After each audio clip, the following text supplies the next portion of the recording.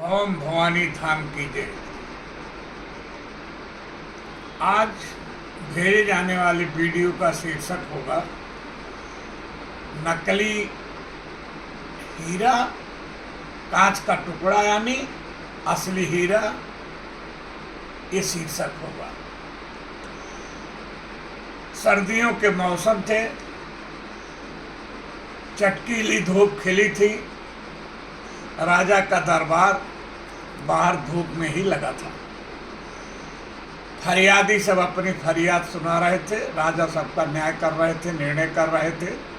इतने में एक व्यक्ति आया और राजा से कहा कि महाराज, मेरे पास दो वस्तुएं बेहद कीमती हैं, लेकिन उसमें से एक नकली है, कांच का टुकड़ा, और दूसरा है असली हीरा।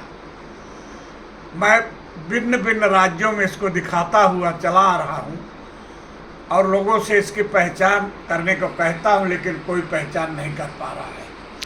आज आपके भी राज्य में, आपके दरबार में हाजिर हुआ हूँ। यदि किसी ने नकली और असली हीरे की पहचान कर दिया तो मैं हीरा आपको दे दूँगा, अन्यथा हीरे की कीमत के बराबर आप मुझे धन दे देंगे। राजा ने वो दोनों नकली हीरा और असली हीरा हाथ में लिया, बहुत परिश्रम किया, बहुत सघनता से देखा, निहारा, लेकिन पहचान नहीं कर पाए। अंत में अपने दरबारियों को, अपने मंत्रियों को दिया, मंत्री लोग भी पहचान नहीं कर पाए। दरबार में पूरी मायूसी छा गई। इतने में एक अंधा व्यक्ति जो भीड़ में बैठा था, धूप में बैठा था, अपनी लाठी लेके उठा और कहा, महाराज मुझको भी समय दे दें, मैं भी अपनी बुद्धि को परख लूं कि मेरी बुद्धि कहाँ तक सही काम कर रही है कि नहीं।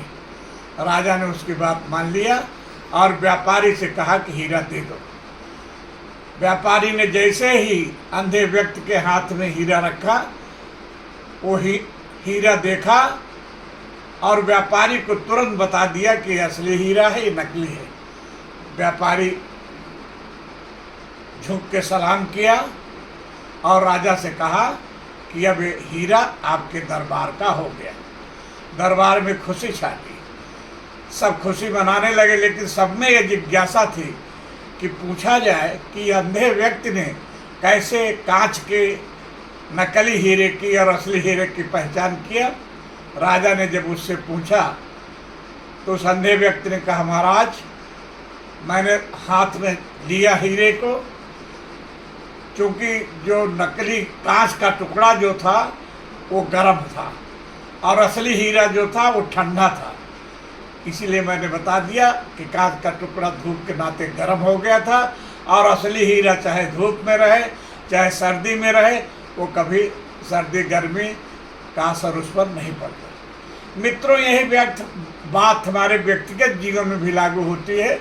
जो कांच के टुकड़े की तरह होते हैं, मतलब नकली होते हैं, वो बात बात में क्रोधित होते हैं, बात बात में झल्लाते हैं और छोटी मोटी बातों को मैं अपनी प्रतिष्ठा बना करके एक दूसरे से लड़ने लगते हैं।